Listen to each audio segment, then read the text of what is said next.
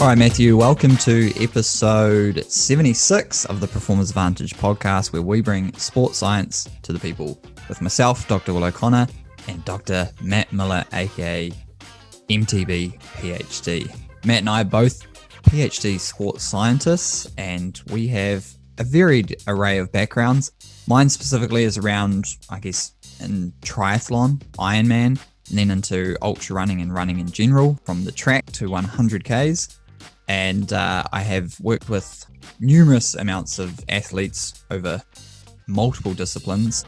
And my PhD was on low carbohydrate, ultra performance, metabolic flexibility. Alongside that, we did thousands of different projects for all different people within the lab. So we have pretty varied experience within the sports science sector.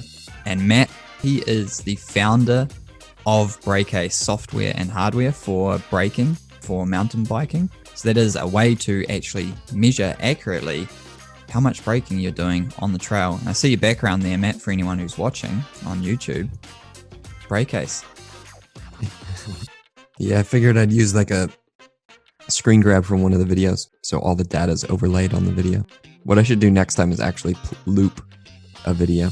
That'd be pretty cool. Really distracting. Yeah, for you. Might be super distracting.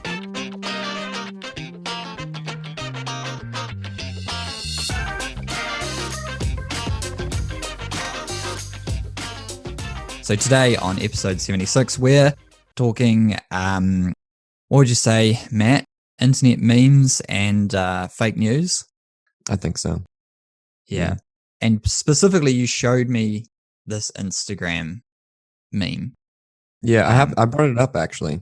And so, yeah, do you have it? Why don't you read it out? Yeah, well, this kind of stuff's just been on my mind a lot because, we know that fake news is just kind of everywhere. And actually, it's really hard to pick through and determine what's fake and actually what's news. So is this thing meant to be construed as being real information, or is it just a joke? And you kind of think about the people that are reading this, and different people could take it different ways. And there's a lot of misinformation. And in sports science, there's also a lot of misinformation. And this one specifically, this is a company, and it doesn't matter who they are, because the point of this isn't to bash other companies, but their focus isn't on sports science. But there's a lot of, sports science motivational memes on their Instagram page. So this one specifically says, if you exercise in the morning, your body will burn fat instead of energy, comma, since you used up all your carbohydrates while you slept. And it's just totally wrong. I don't actually think there's anything really right about it. And I showed it to you, and we started talking about it, and we just figured we'd cover this on the podcast. Yeah, I've seen varying ones of these kind of motivational, fitness blogs and profiles. But this one was especially, I don't want to, sound like I'm riding around on a high horse, but can you read it out again? Yeah, okay. So we can kind of break it down. If you exercise in the morning, your body will burn fat instead of energy. Okay, so your body will burn fat whenever,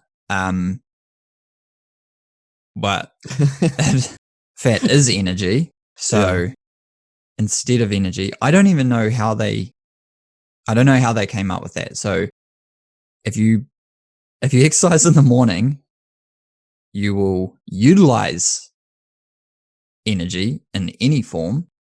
You can't necessarily burn energy. Some of the engineers and physicists out there will know energy is only ever converted. It's never created or destroyed. Never created or destroyed. Only changed in form. That's right. So we would take predominantly fat-based energy and convert it into mechanical and heat energy in order to propel us through whatever activity we're doing, but not in place of the actual theoretical energy at all. This one's actually kind of hard to break down because there's a few things that are really wrong. But the problem is here, if you're not totally up on what's actually happening in the body and with energy utilization and how these different types of energy are stored in your body, you're like, oh yeah, yep, totally makes sense. I'm going to just exercise in the morning, which in itself isn't a bad thing, right? Exercising in the morning's great. I love it. I love going to the gym in the morning. Love going for a road ride in the morning. Don't really like going on trails in the morning, but I really enjoy my morning exercise. But there are certain parts of this that are wrong. And then this is where misinformation starts to spread. And I think that is the actual, not like a life or death issue, but it's an issue. And I think what we want to try and do is stop these things from happening because it looks like from the outside, it looks kind of right. Yeah, because you go into the second part of it. What was that? Okay. Since you used up all your carbohydrates while you slept. So if someone's reading this thinking, I used up all those carbohydrates while I was sleeping. And there's a few simple reasons why that's probably not true, right? So why would we not use carbohydrates while we're sleeping? Due to the energetic demands of carbohydrate utilizing cells. So the brain tissue has two fuel sources. One is carbohydrates, sugar, glucose. The other is ketones, beta hydroxybutyrate. That's the only two. Cardiac tissue is similar. And then we have all other tissues in our body which can use carbohydrate, fat, or ketones. And yes, I guess they can use protein, but protein broken down into a form that is representative of acetyl-CoA, or like the end product of carbohydrate or fat. So protein's like so negligible. It's not really, I wouldn't never really consider it protein a form. Amino acids, slightly different. So that's when you branch chain amino acids, some people get pretty into. So how much carbohydrates are you using while you're sleeping? Well, I mean, how long's a piece of string? Like if I weigh 150 kgs, I'm probably burning more than someone who isn't. What did I do in the evening? Did I go out and like at 10 p.m. and run 10 Ks as hard as possible? And did I eat dinner or not eat dinner? But when you're sleeping and you're resting, this is the time for your carbohydrate stores to be replenished. Yeah, they're replenished. Yeah, but if I was you're like waking up, any kind of diabetic, I'm probably like burning quite a bit of carbohydrate. Or if I ate a bag of lollies. Anyway, I think the premise of this meme, or like quote or whatever, is to say that you burn fat when you exercise in the morning. So the common theme, I guess, or misscience I hear around is like exercise in the morning before breakfast, fasted training, right? We did an episode on it. Fasted training means burning fat, and then that is proxy for a lot of people for losing body fat. Now, burning fat and losing body fat are like almost mutually exclusive. Like that, they're two very, very different things. Because especially for someone, let's say like me, I exercise for hours every week, 10 hours, and I also predominantly kind of low carb diet. So I have now like adapted to be able to store a lot of intramuscular triglyceride, and that is fat in your muscle cells. So it's kind of like readily available fat like carbohydrate as glycogen. Now, if I go exercise, I'm probably, if I exercise for like an hour, I'm probably going to use that fat as opposed to stored adipose tissue, which is body fat. But then in the hours after, like that, excess post-exercise oxygen consumption, EPOC. So depending on how hard it is, that's when I'm going to start using my stored body fat to replenish, and continue to recover and supply the energetic demands of my day. Now, there's so much nuance that goes into all of this to suggest to just blanketly say in the morning, you exercise and you burn fat. Sure. Depends on your intensity. Like if you go out in the morning and you just do a bunch of sprints, No way. you're not going to just rely on fat. No, like it's impossible. Right. Like because of how the muscle uses fuel to do really high force contractions. You need carbohydrate to be able to do that. Yeah, well, if we think most people should be able to identify with fast and slow twitch, type 1, type 2 muscle fibers, fast twitch. For like a majority of them, fast glycolytic, and which glycolytic means glycolysis, which means carbohydrate, which means like they have almost like an inability on, they don't have the biochemistry like functions to burn fat at even like any kind of rate that would generate enough energy to be able to operate those fast contractions. So they use creatine phosphate and anaerobic glycolysis. So you couldn't sprint without those two forms. We'll pretty much say that what it's doing is spreading misinformation because it's just not accurate. And I think this is the problem. But then on the other hand, if you scroll through, like say, what I typed in was exercise science or something like that, and you scroll down at the hashtag and you can see all these other, for some reason, this industry is just filled with memes, just trying to educate people. And everyone has really good intentions, right? But sometimes the information that's being spread is, it's just not right. So if you scroll through them, you're just trying to pick through and you're trying to pick nuggets of information. And then you might come across something else that says, here's one: exercise does not need to be painful or extreme in order to be effective. Okay. So let's say on one hand, we looked at this meme that looks right, and you dig into it a little bit more and it's clearly not right. Then you come across the next meme right next to it, and it says exercise does not need to be painful or extreme in order to be effective. So, Will, what do you think about that meme? I like that one. Yeah, that's pretty good, right? Because you don't need to go all out all the time, right? And that's one of the things that we talked about, some of the real risks with high intensity exercise, what happens with not enough recovery. And we did actually a whole episode on overtraining, so you can go check that out. But I like this one because what it's telling us, because we all have a tendency to overtrain, is sometimes just chill out, and that can be still beneficial for you. So we have this totally wrong meme next to this totally right meme. So how do we filter through that to figure out what's the good stuff? What do you think, Matt? Well, I don't know. I try to spread information on Instagram. So I think it's a real good platform to share info. So one of the things that I shared that got a lot of traction was something I know a lot about, and it's about how people use their front and rear brakes. And so I measure it. So I actually know how people are using them. And eventually everyone's going to be measuring it. So there's going to be a lot of information coming out about it.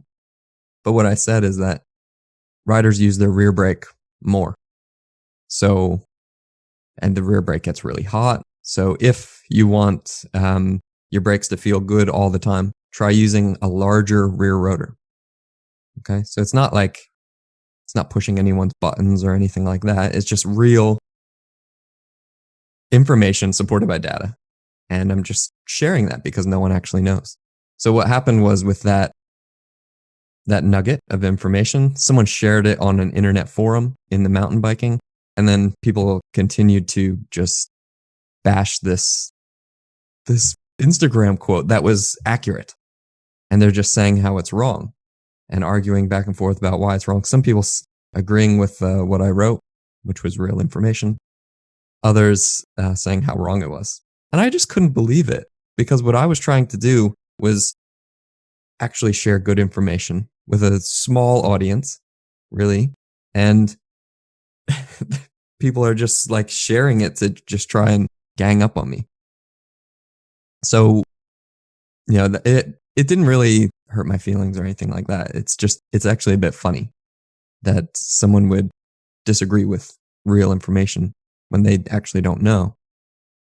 But what we're trying to do is cut through the noise, and there's so much noise out there that it's really difficult to do.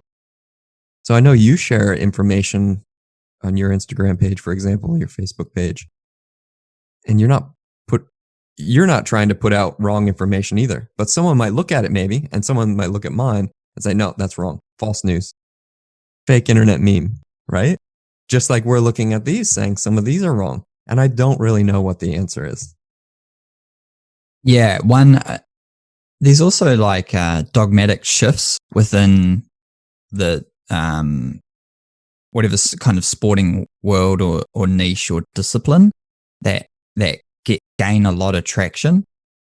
So like if I think about one that's happened super recently, like since I've been like heavily involved in endurance sports, is electrolytes. The just actual terminology of people interchangeably using the term electrolytes to mean, I was hoping you'd bring this up actually. Carbohydrate, like sports drink. It used to be called sports drink. Yeah. There's sports drink. And then there was always some companies that were pushing some like electrolyte tablets or something, salt tablets and stuff. But they were like on the fringes. And somehow they became heavily involved or pushed the product, whatever, if there was a marketing push to sell more electrolyte based supplements, as opposed to a carbohydrate based sports drink like your Powerade or Gatorade, whatever. And so then people just started saying electrolyte. And then I'm like, well, you should also have, you should have carbohydrate in there. Otherwise you're not supplying yourself with the appropriate supplementation to get yourself through like an ultra marathon or a marathon or something. And then they'll show me and they'll, this has carbohydrate in it. This isn't just electrolyte. Then it also came to mean like, well, we know you need sports drink. Okay. You need carbohydrate to perform optimally. And this is a hard one, Matt, where like I too have, been misquoted, I guess, in my research for being pro low carb, which I am in context, right? Like, which is really hard. I also heard a very prominent low carbohydrate scientist say, the question on the podcast was like, why, so why do you think people aren't going to low carb or something like that? And he's like, well, the real question is, why are people still doing high carb? And I'm like, whoa, there's a spectrum here. Like as a prominent scientist in the industry, like you shouldn't be just going like high carbs, just the stupidest thing anyone could ever do. Like that's kind of what he was saying. Right. And anyway, going back to like the electrolyte stuff, and now it's like when I passed out at the 24-hour, and they're like, so there was no medic there. Ooh. Yeah, I won't shame the very New Zealand event organizers, but anyway, so a couple people walk over, just your average Joe, spectator crewing for the other runners. Oh, has he had electrolytes? Like first question, has he had electrolytes?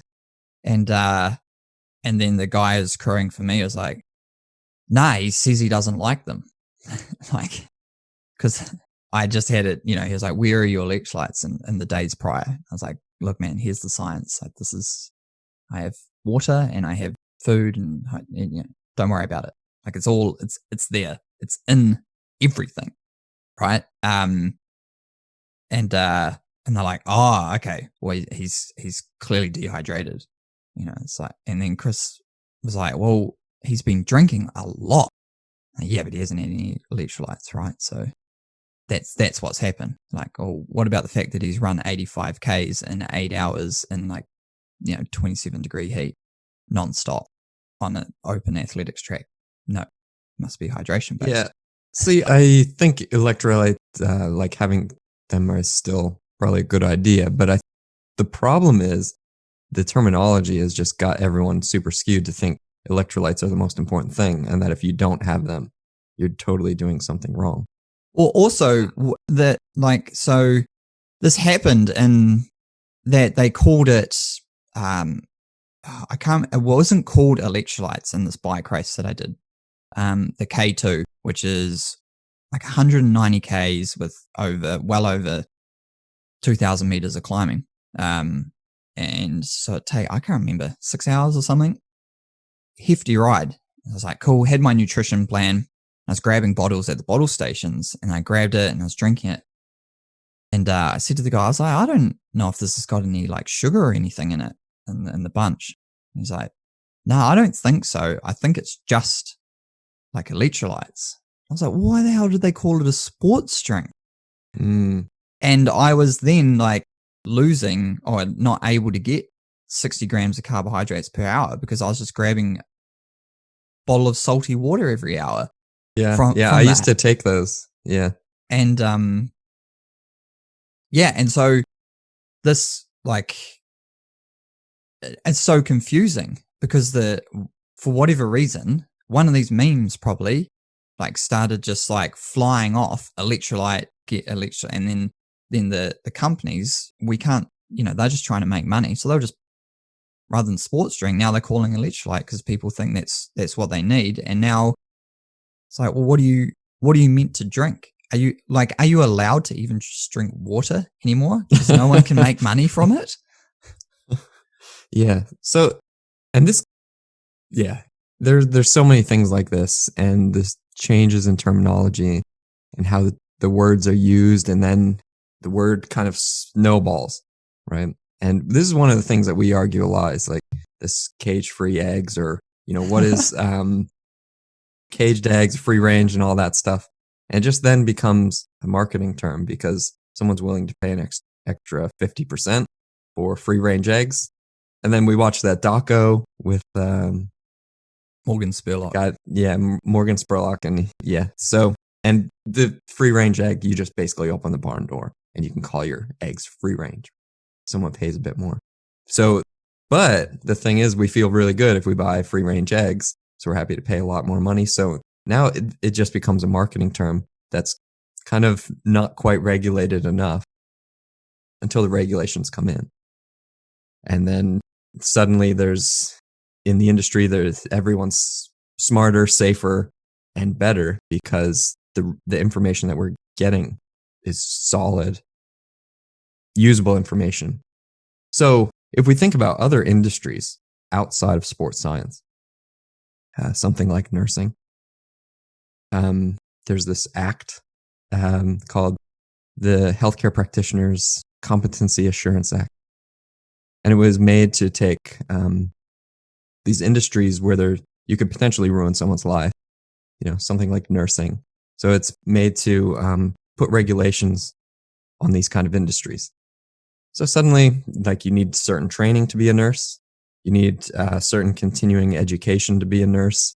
You need to do all these things and check all these boxes before you can help someone in a hospital setting. Not everyone can call themselves a nurse. So if you don't have all of these tick boxes, you can't call yourself a nurse. And if you do, and you practice as a nurse when you don't have these qualifications, you can get in trouble. So I think that's great. And that's the New Zealand Act. I'm not sure what the act is in other countries, but what it does is it protects other people. The problem is this HPCA Act is only enacted in certain industries where you could potentially ruin someone's life, like nursing. So something like sports science or coaching, if we put them under the same umbrella, not regulated at all. But we know that if you give someone the wrong exercise to do, or you run them through a graded exercise test that's just way too hard and above their ability, you can really do a lot of damage to them. And the same goes then for spreading information. So these internet memes just kind of proliferate in these unregulated industries. I think it's actually a really big problem, because where then does the good information come from? It's a massive problem. It's a problem like that we wanted to try, not necessarily, solve in some form. Like, so I wanted to have some form of professionalizing the industry. I was lecturing a class of first year sports science degrees. Okay, so, and this is human anatomy and physiology. We're doing like a welcoming thing, like, what do you want to achieve kind of thing. I was like, I'll tell you, I want to professionalize our industry so that, you guys with a degree aren't called glorified personal trainers. You'll look at the people without degrees or higher education and look at them as underqualified or unqualified personal trainers. Because at the moment, he who knows the least speaks the loudest, or they, not to be sexist. And so it becomes, if you speak really loud, convictively about something, like burning fat instead of energy, you'll gain attraction and you become in a position of power, and people will follow, right? And they'll be like, this. You need to be really polarizing to gain any attention. Otherwise, you just kind of are noise. And Ross Tucker, do you know him? Yep. So he did his PhD with Tim Noakes and was quite vocal. He is very vocal in the space of anti-doping within cycling. But he wrote this really, really good article, The Black and White of Science, and the problem of polarization in the modern world.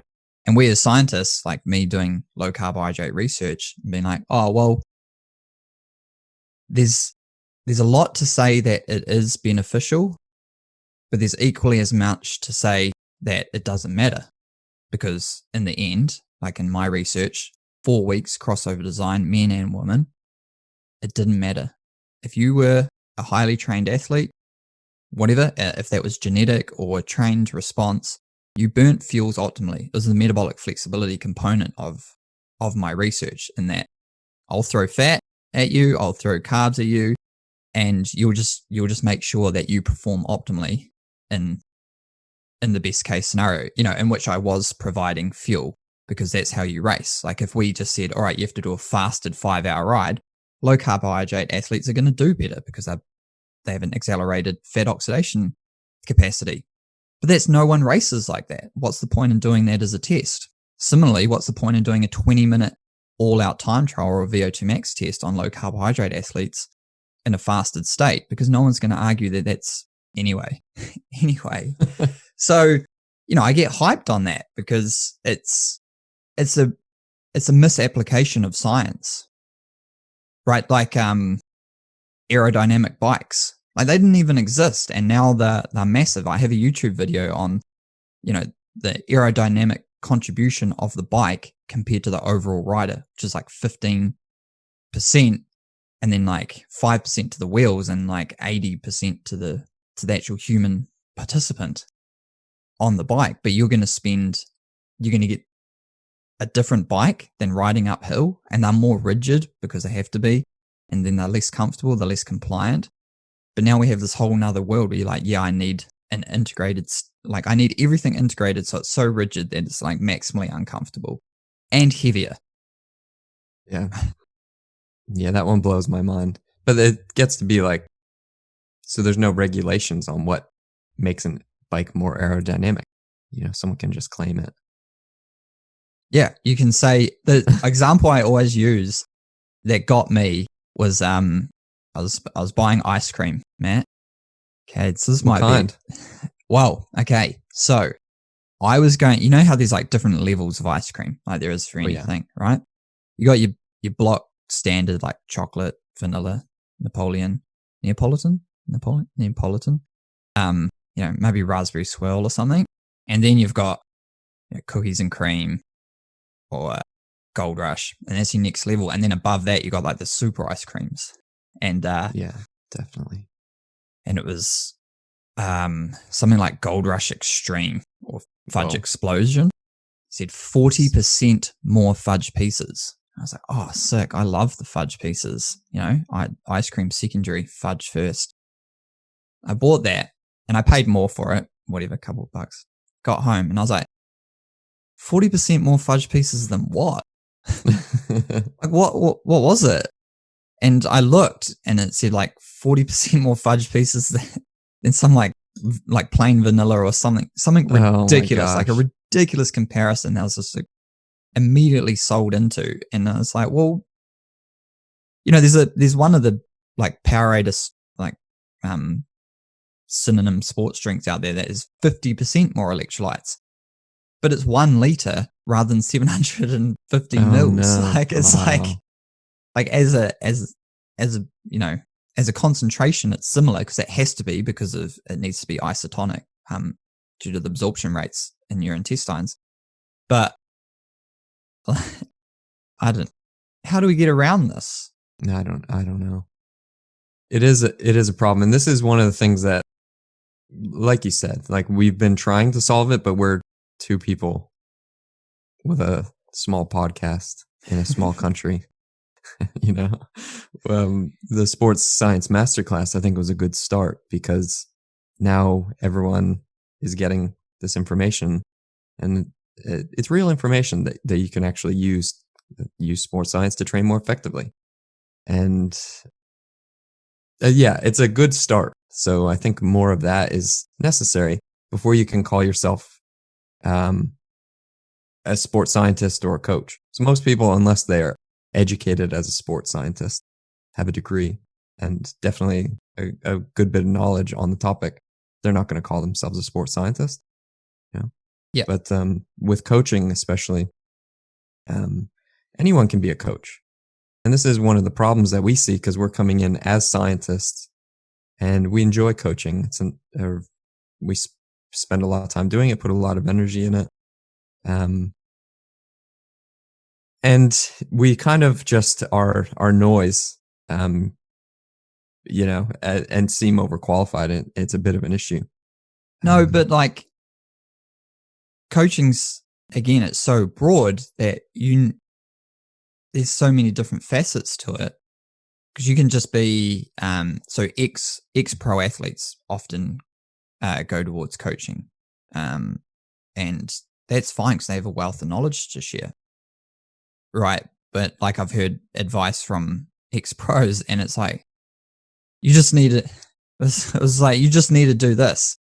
And so an athlete I was coached, we listened to the same interview with these runners. And I was like, yeah, like those guys have never, ever had a job. They were Kiwis. I know that. Like they've never, ever worked a day in their life. Like they have literally been professional runners since they left school. That has been their job. And so for them to like immediately instill like a different facet of training, like strength training or something, strength training being a real big one, almost every pro athlete would like comment on the merits of strength training. But to put that into someone who has 2 kids, a 9-to-5 job, and is already like under the pump and trying to squeeze their training in, like, are you trying to become a fitter athlete or are you trying to become a stronger human? Like anyway. Don't get me started on strength training. But they have so many merits in terms of being inspirational and a huge wealth of knowledge in helping athletes. Any athlete, not necessarily like, you can't just call them athletes, right? Like just participants or enthusiasts, in all these nuanced skills and how to prepare for a race or how the race day plays out and everything. And that's going to get people motivated and training better. And then you have youth-based coaches, which generally, now my opinion on that, from especially what happened with me and maybe you, Matt, is I started coaching youth because you have no experience, so people aren't just flocking to you. And then you get really good hopefully you get good results with your youth athletes. And then so some senior athletes start to come to you, and then you just progress away from youth because you want to have a greater effect or earn more money. And so you go to the realm that is going to pay you and has a greater prestige. And so you have this funnel continuously away from youth, which is probably the most important function, but it's always school based. The parents are busy and may not have the financial capacity to pay a coach. The kids definitely don't. And so then as, you coach Caleb and you've coached him for a long time, but he's 20 now. And the fact that he's now 20 has drawn you away from school racing and secondary school competition. So now you're not an asset in that world anymore. You've gone, and now they got to wait for the new guy who's just finished his degree going into masters to instill this new information. And this whole vicious cycle continues to where it's like this production line of like information leaving to the private sector, right? Like, because if we want to make money as coaches and sports scientists, we're not going to hang around high schools. It's just the churn rate's high. Like, as a business proposition, it's not good. It's not a smart idea. Yeah. This is one of the problems with coaching, because it's something that we're really passionate about. And then at a certain point, you're like, well, I need to make money at it. And then you need to set prices. And then it just gets a bit tricky. And that's where I see these things popping up on the internet as marketing, right? And we do our own marketing on ourselves. So we post our own information and we think it's right, which, I think it's right. So the information we put up is right. But that's all anyone else is trying to do, is put up information that they think is right to help people. No one's coming into it with bad intentions. And it's all to help promote what they like, how they can help other people. But I do think like there needs to be a baseline of knowledge so that we're spreading the right information. Yeah, sure. But as a unregulated industry, there is no repercussions for poorly transmitted information. So like if you want to, well, Matt, our course, all right, we have 3 courses now. The most popular is like utilizing sports science to train more effectively.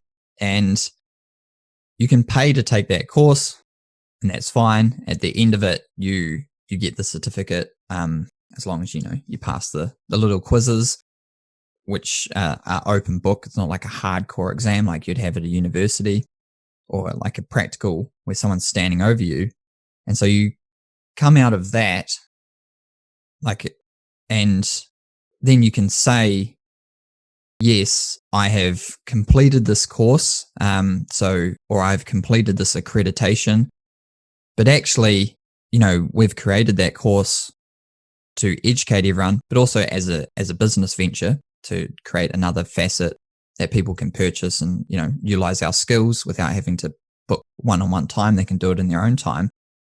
But if they've paid USA Triathlon, they've paid Triathlon Australia, they've paid Athletics UK Cycling, British Cycling to do their accreditation, British Cycling don't really want to fail everyone. They're going to kind of pass everyone because of the financial component. And then you're like, well, I'm level 1 accredited, which is good. It is good.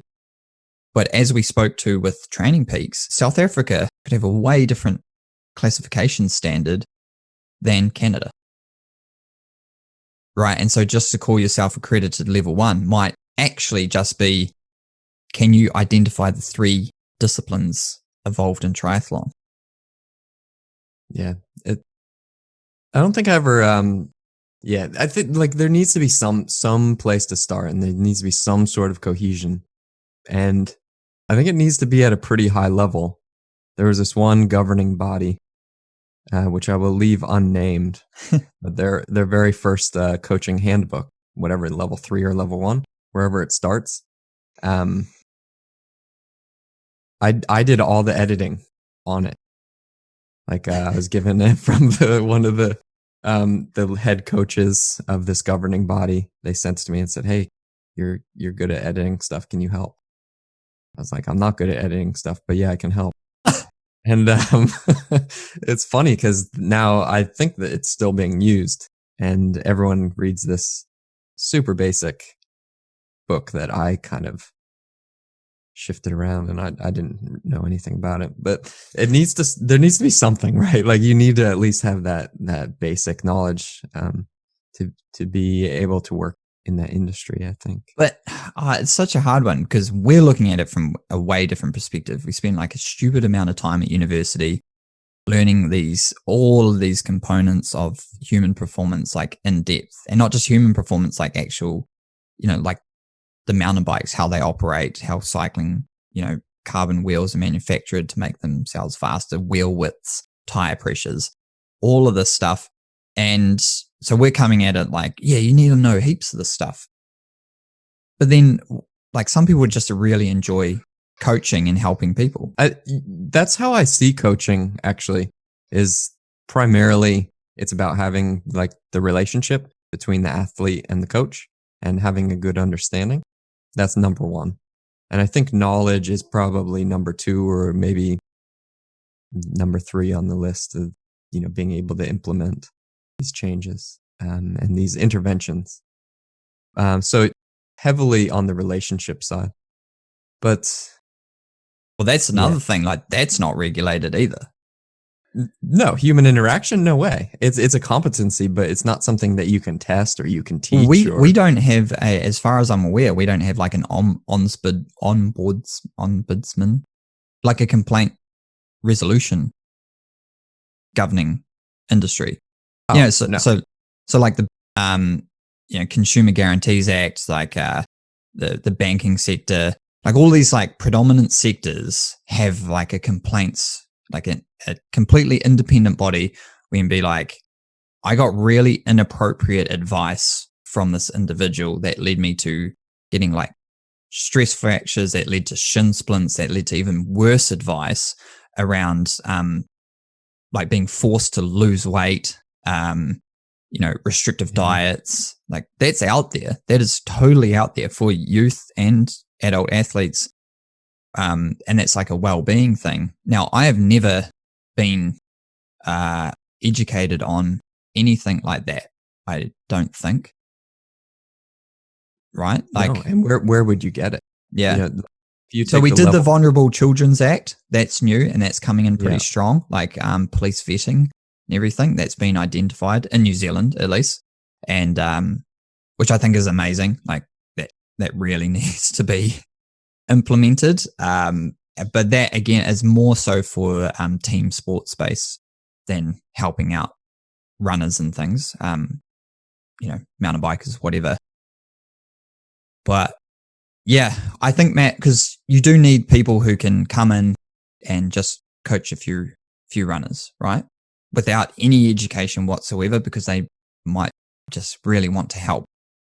Then at some point there needs to be, I guess, if you want to make it a business, and if you want to call yourself a professional cyclist or a professional triathlete, you fall under the I can't remember what the union's called for the UCI cycling, but if you want to call yourself a professional rider or you're a pro team, you need to pay all your riders a certain rate and yada yada yada. They got to be provided with all these things, and I think that's where you need that classification of like, okay, if you want to be called a professional coach, or this is your job, and you want to continue to make it your job, not just, you're a school teacher and you also help coach people on the side, or you're a professional runner and you earn a little side cash from leveraging your name to write some programs for people.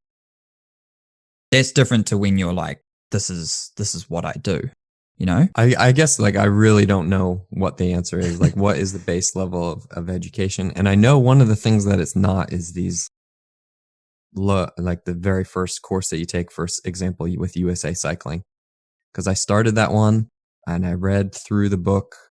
My dog chewed on the book, and then I realized once I started taking the questions that I wasn't gonna finish this test because there was no point. It was like talking about like how is a steel frame welded together or some things like that, with just old info, and there's no value there. At least, and no benefit to anyone. So I never took it. So I'm not even qualified. with any of those accreditations for coaching. So really, I think like there needs to be a new kind of system that comes in and says, this person, they at least have this knowledge. So they should be able to do this. So, I don't know what that is, but maybe that's something we can work on the side.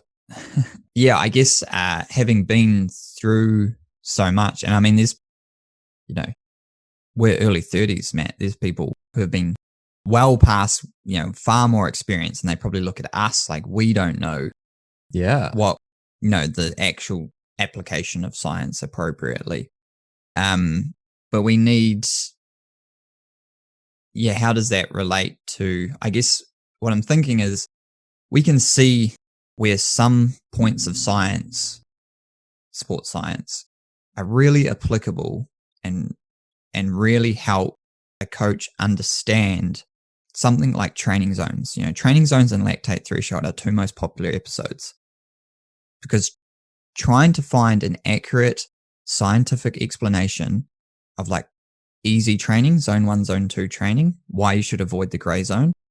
Generally, because I searched it and all I found was because it takes longer to recover and lactic acid. There's to break down how the muscle develops, mitochondria, oxygen absorption, utilization, fat utilization, this all comes into it in terms of being able to train easy.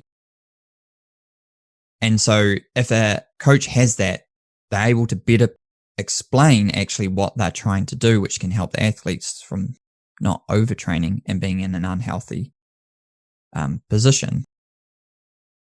Right? But do they need that? Yeah. I don't know. I don't know. Because most people are trying to do well, and they probably have accurate and well-intentioned information. Very few people are like, you need to go out there and drink 2 liters an hour because it's really hot of Gatorade. I think, I guess maybe we should just kind of leave it at that. I think what we need to do is we need to make sure that if there's something that looks fishy and maybe sounds a bit fishy or maybe sounds different than what we've heard, try and educate ourselves, and find good information, somehow filter through the noise and find the good information. Which basically from what we've said so far that's harder to do than it sounds. One resource I quite like, Training Peaks on their blog, they have 2 ladies dedicated to fact checking and editing both. There's an athlete blog and a coach blog. They kind of differentiate the topics, and there are 2 people that scan that information and make sure it's appropriate and accurate. And I've read some of them. I actually have one of them up now on that. Who's this guy who's written this on? Does Drink to Thirst Hydration Work for Endurance Athletes by Andy Blow, and referenced really well, cited, broken down. Just he's got a degree in sports science, I see here. Oh wow, he's the team sports scientist for Renault F1. Anyway, there are plenty of people out there, and Training Peaks kind of not to blow them up, but that's part of their job, as part of how they're going to provide value to you as a consumer. I'd go there if you're how do you burn energy instead of fat? It doesn't make sense. Yeah, it's a good place to start. Good place to start. Yeah. All right, Matt. That'll do us for today. Cool. See you, Will. All right, catch you later.